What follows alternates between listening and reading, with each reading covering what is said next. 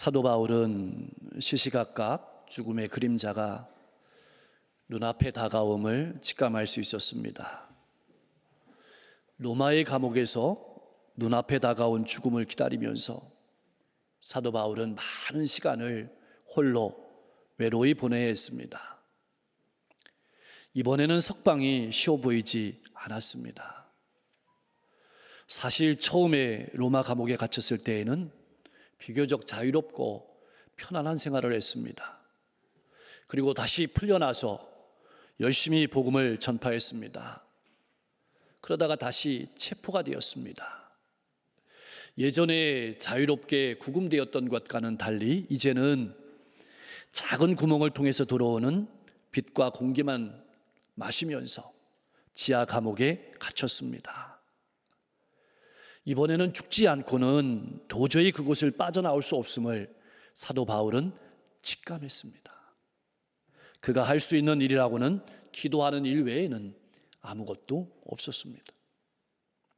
눈앞에 다가오는 죽음을 바라보면서 바울은 무엇을 기도했을까요? 여러분들이 바울이라면 무엇을 기도하시겠습니까? 바울에게 들려오는 소식들은 하나같이 암울한 것들이었습니다. 기독교에 대한 박해는 점점 더 심해지고 있었습니다.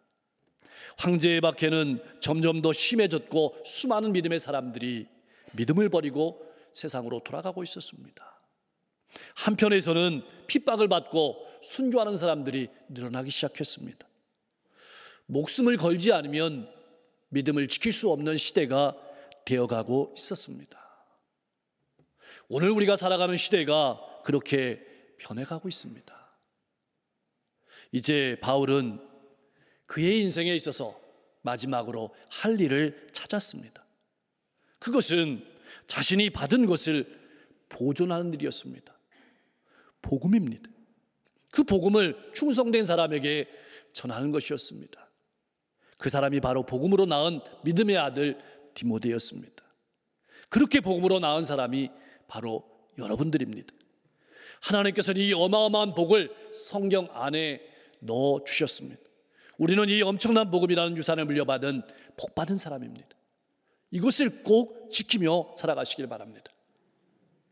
디모데는 바울이 1차 전도 여행 때 디모데의 고향 루스드라를 지날 때 바울을 통해서 그 복음을 듣고 은혜를 많이 받았습니다.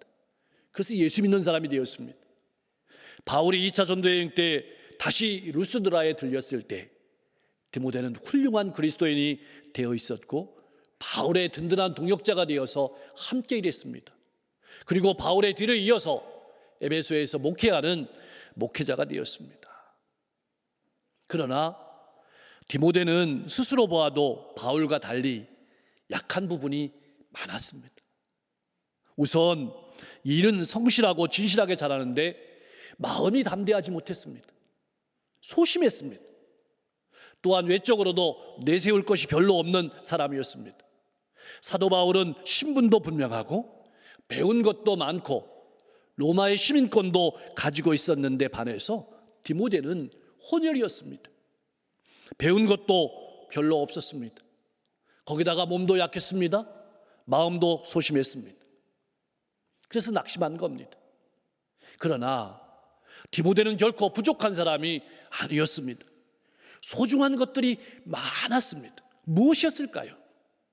이것을 바울은 일깨우면서 디모데를 격려하고 세우는 것입니다. 오늘 본문 말씀을 통해서 하나님께서는 우리를 일깨우시고 세우시려고 이 자리에 불러주신 줄 믿습니다. 하나님의 음성을 듣고 힘내서 일어서실 수 있기를 소망합니다. 누군가 사랑하면 기도한다고 말을 했습니다. 바울은 디모데를 위해서 밤낮 기도하기를 쉬지 않았습니다. 여기서 우리는 중요한 진리를 바라보게 됩니다. 목사님, 그럼 보기 싫은 사람은 어떻게 하면 사랑할 수 있을까요? 기도하면 됩니다. 내가 싫어하는 사람을 위해서 기도하면 사랑하는 마음이 생깁니다. 사랑하면 기도하면 됩니다. 또한 바울은 디모데를 생각하기만 하면 기도뿐만 아니라 감사가 흘러나왔습니다. 바울의 상황으로만 바라보면 전혀 감사할 수 있는 상황이 아니었습니다. 왜냐하면 감옥에서 죽음을 기다리고 있었기 때문입니다. 그러나 이러한 상황 속에서도 불평 한마디 없이 감사했습니다. 도대체 무엇을 감사했을까요? 디모데가 할머니와 어머니로부터 물려받은 순수한 믿음을 간직하고 있는 것에 대해서 감사했습니다. 오늘 이 말씀은 올바른 신앙 가운데 서 있는 것이 얼마나 중요한지를 우리에게 일깨워주고 있는 말씀입니다. 우리가 신앙생활하는 데 있어서 무엇보다 중요한 사람이 목회자입니다. 그러나 아무리 그렇다 해도 가정의 부모만큼 중요한 사람은 없습니다.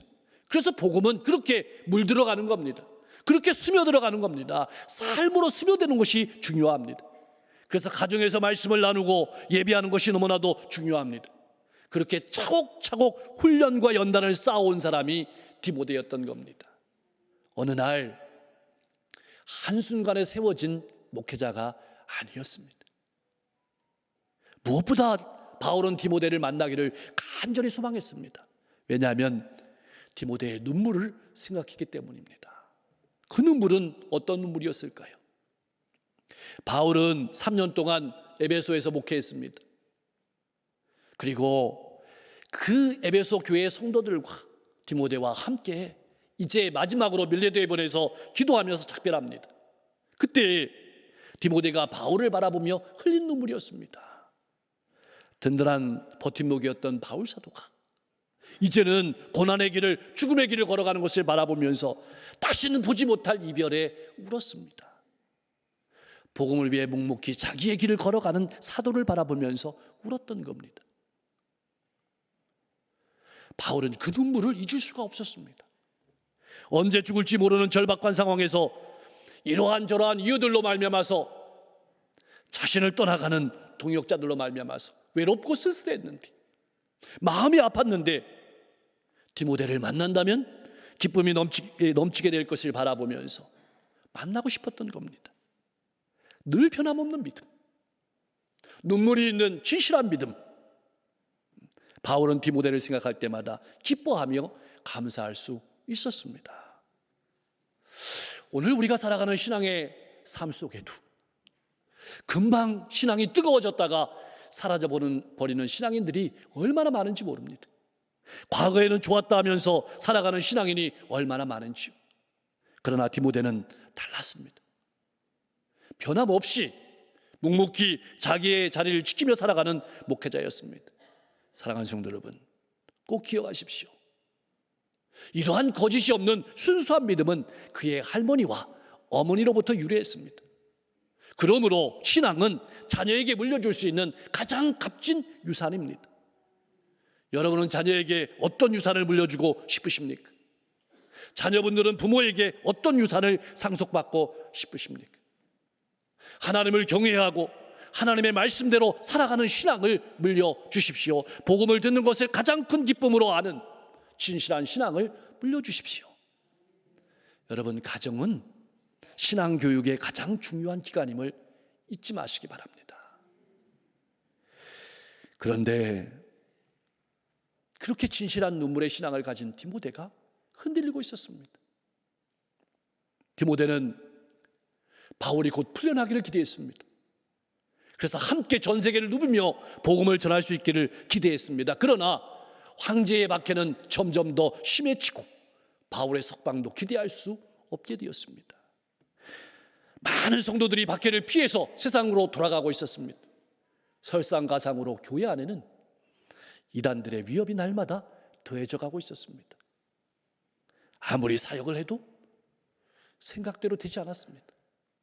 아무리 사역을 해도 전도나 부흥의 열매가 바라보이지 않았습니다. 핍박과 고난은 언제 끝날지 알 수 없었습니다. 거기다가 정신적인 지주였던 바울의 석방도 기대하기 어려웠습니다. 바울은 자신감을 잃었습니다. 목회의 뜨거운 감동도 잃어버렸습니다. 낙심했습니다. 마음이 아파서 많이 울었습니다. 사역의 힘을 잃어버렸던 겁니다. 부르신 소명도 점차로 희미해져 갔습니다. 그런 디모데를 바라보는 바울의 마음이 급했습니다. 그런 자녀를 바라보는 우리의 마음도 급해야 합니다. 바울은 복음의 일꾼으로서 복음을 전파하고 교회를 세웠습니다. 진리를 지키고 사역을 힘있게 펼쳐왔습니다. 이제 그의 사명은 끝났습니다. 경주를 완주했습니다. 눈앞에 보라보이는 결승점이 기다리고 있습니다. 주님께서 완주자에게 주시는 의의 멸관이 놓여 있습니다. 그러나 그는 고민합니다. 내가 떠나면 복음은 어떻게 될 것인가? 누가 진리를 위해 싸우고 교회를 지킬 것인가? 자녀들과 후손들은 과연 신앙을 지킬 것인가?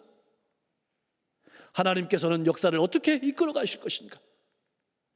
고민하며 기도했습니다.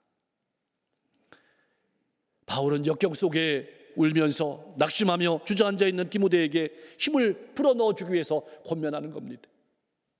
생각하고 생각하여 보라. 도대체 무엇을 생각하고 또 생각하라고 말하는 것일까요? 내게 없는 것을 생각하지 말고 하나님께서 내게 주신 것이 생각하고 생각하여 보라는 겁니다. 디모데는 어머니와 할머니로부터 물려받은 경건한 신앙이 있습니다. 바울로부터 배운 분명한 복음이 있습니다. 순수한 신앙의 눈물과 믿음이 있었습니다. 무엇보다 하나님이 주신 은사가 있었습니다. 일단은 그것을 다시 깊게 생각하여 보라는 겁니다. 우리가 믿음으로 힘있게 일어서는 것은 하나님께서 우리에게 주신 것을 다시 깊게 생각하는 것에부터 시작합니다. 그리고 그것을 다시 볼 듯하게 하는 것이 중요한 겁니다. 그렇다면 왜 그렇게 하나님이 주신 것들에 대해서 다시 불을 지펴야 하는 것일까요? 그래야만 두려움을 극복하고 능력 있게 사랑과 절제로 일할 수 있기 때문입니다. 그래야만 부끄러워하지 않고 복음을 전할 수 있기 때문입니다. 복음을 전하는 것은 사람의 힘으로 할 수 없는 일이기 때문에 그렇습니다. 복음을 힘있게 전하기 위해서는 어떤 고난도 감내할 수 있는, 또 나 자신을 절제할 수 있는 하나님의 능력을 힘입어야 하기 때문에 그렇습니다. 십자가의 사랑이 가슴 속에 불타올라야 하기 때문에 그렇습니다.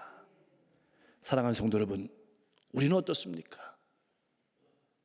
때때로 세상적으로 아무것도 내어놓을 것이 없는 것 같아서 스스로 초라하다고 느낀 그런 분은 없습니까? 시대의 흐름 속에 두려워하면서 주저앉아 계신 분은 없습니까? 우리를 부르신 분은 하나님이심을 기억하십시오. 여러분에게 하나님께서 주신 것들을 생각해 보십시오. 또 생각해 보십시오. 또 생각해 보십시오. 그리고 그것을 살리십시오. 바울은 디모데에게 이렇게 명령합니다. 너는 내가 주를 증언함과 주를 위하여 갇힌 나를 부끄러워하지 말고 오직 하나님의 능력을 따라 복음과 함께 고난을 받으라. 두 가지를 부끄러워하지 말아야 합니다. 복음과 고난입니다. 왜 그러냐면 당시의 십자가는 지금도 그렇습니다만 저주받은 사람이나 극악 무도한 사람이 달리는 곳이 십자가였습니다. 그러니까 저주받은 사람이나 극악 무도한 사람을 믿으라는 것과 같았습니다. 그래서 십자가의 복음을 전하는 것은 유대인들에게는 거리끼는 것이었고 이방인들에게는 미련한 것이었습니다. 디모데는 주님을 부끄러워하지 않는다면 바울도 부끄러워하지 말아야 한다고 말하고 있는 겁니다. 바울이 지금 보기에는 황제의 감옥에 갇힌 죄수일 수 있습니다. 하지만 바울은 실제로는 주님의 죄수였던 겁니다. 주님의 포로였습니다. 오직 주님에 의해서, 주님을 위해서 감옥에 갇힌 것이었습니다. 그렇다면 디모데가 복음이나 바울이 감옥에 수감된 것을 부끄럽게 여겼다는 말일까요? 그렇지는 않을 것입니다. 분명한 것은 세상에 넘어지지 말고, 세상에 흔들리지 말고, 실족하지 말고 힘있게 목회하라고 하는 것입니다. 사람은 능력을 좋아합니다. 공로를 좋아합니다. 구원받기 위해서 내가 무언가 큰 업적을 남겨서 구원받는다면 믿는 사람이 점점 더 많아질 겁니다. 밖에도 없을 겁니다. 자기의 방식대로 자기의 능력으로 구원받기를 좋아합니다. 여러분, 만약 큰 전쟁에서 승리한 사람을 믿으라고 한다면 별 어려움이 없을 겁니다. 우리는 세상에 너무나도 민감합니다. 바람에 흔들리는 갈대처럼 세상의 압력에 너무 쉽게 마음이 무너져 내릴 때가 많습니다. 사랑하는 성도 여러분, 여러분은 복음을 부끄럽게 여기신 적이 없습니까? 저는 제 과거의 부끄러운 모습을 하나 솔직하게 말씀드리려고 합니다. 별세하신 저희 아버님은 시골 목회자로 일평생 사역하셨습니다. 20대 청년 때 저는 저희 아버님을 능력 없다고 부끄럽게 여긴 적이 많았습니다. 그런 아버님이 목회한 교회보다 하나님은 훨씬 더 작은 교회로 저를 보내셨습니다. 제가 평생에 가장 많이 울고 회개한 부분이 바로 이 부분이었습니다. 저는 복음이 아니라 세상의 눈으로 교회를 바라보고 목회를 바라보았던 겁니다. 세상이 바라보는 눈으로 목회를 바라보았기 때문에 부끄러워했습니다. 목회에 힘이 없었습니다. 십자가의 능력을 알지 못했던 것입니다. 그곳에서 저는 뼈저리게 깨달았습니다. 오늘 바울이 고백한 것처럼 저는 주님의 제수고 주님의 종이었던 것입니다. 그 사실을 깨닫고 하나님께서 한 영혼을 얼마나 깊게 사랑하시는지 그 마음을 제 마음속에 부어주시자 아버지를 부끄럽게 여겼던 마음이 사라지고 목회가 당당해졌습니다. 과거와 화해하게 되었습니다. 저는 세상의 포로가 아니고 주님의 포로였던 겁니다. 여러분은 누구의 포로입니까? 세상의 포로입니까? 주님의 포로입니까? 이것을 생각하고 또 생각하십시오. 복음을 부끄러워하지 마십시오. 그렇다면은 이제 남은 것은 하나입니다. 바로 복음과 함께 고난을 받는 겁니다. 어려운 상황이라고 굴복하지 마십시오. 복음을 증거하는 데 따라오는 어떤 어려움이라도 받아들이고 살아가십시오. 그래서 신앙은 고난이 없는 것이 아니라 고난을 각오하는 겁니다.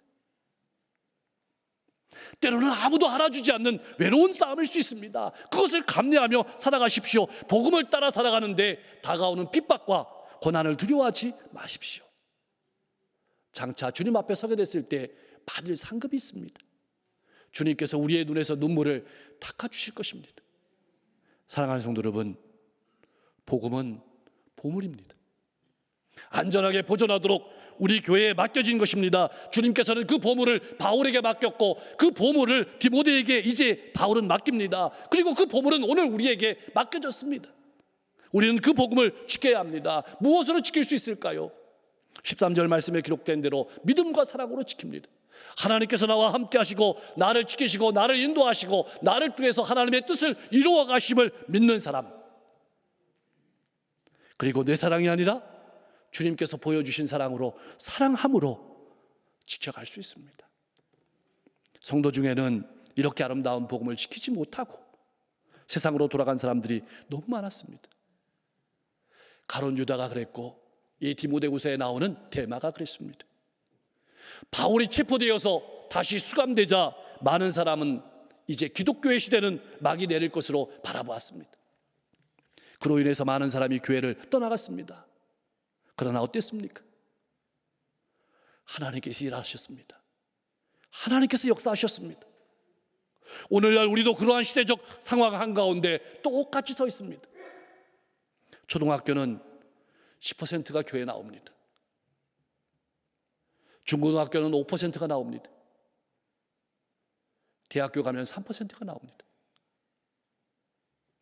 이미 기독교의 인구는 한 통계에 의하면 15%대로 내려앉았습니다.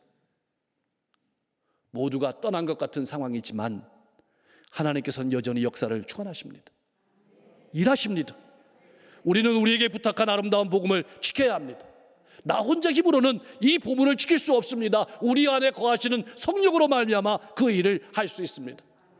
사랑하는 성도 여러분, 두려워하지 마십시오. 복음을 보증하시는 분은 하나님이십니다. 하나님께서는 복음의 빛이 꺼져가는 것을 절대 두고 보지 않으실 것입니다. 하나님께서는 연약하고 부족하고 늘 넘어지기 쉬운 우리에게 복음을 맡기셨습니다. 그리고 그 보물을 늘 깨어지기 쉬운 질그릇인 우리 안에 두셨습니다. 왜냐하면 능력은 하나님께 있음을 알라고, 하나님을 나타내라고 그렇게 하신 겁니다.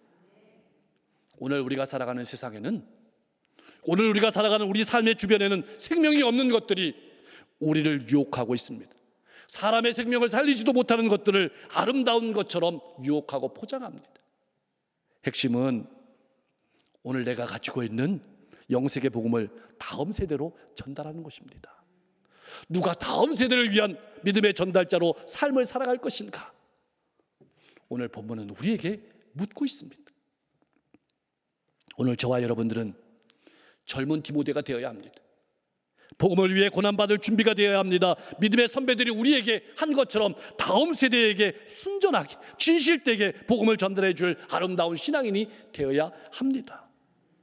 어떻게 하면 되겠습니까? 없는 것들을 바라보고 절망하고 탄식하고 주저앉아 있지 마시고 하나님께서 내게 주신 것들을 다시 한번 생각하고 그것에 불 붙이고 성령님과 함께 믿음으로 나아가 생명의 복음을 전하는 복된 믿음의 일꾼들이 다 되실 수 있기를 주님의 이름으로 간절히 축원합니다.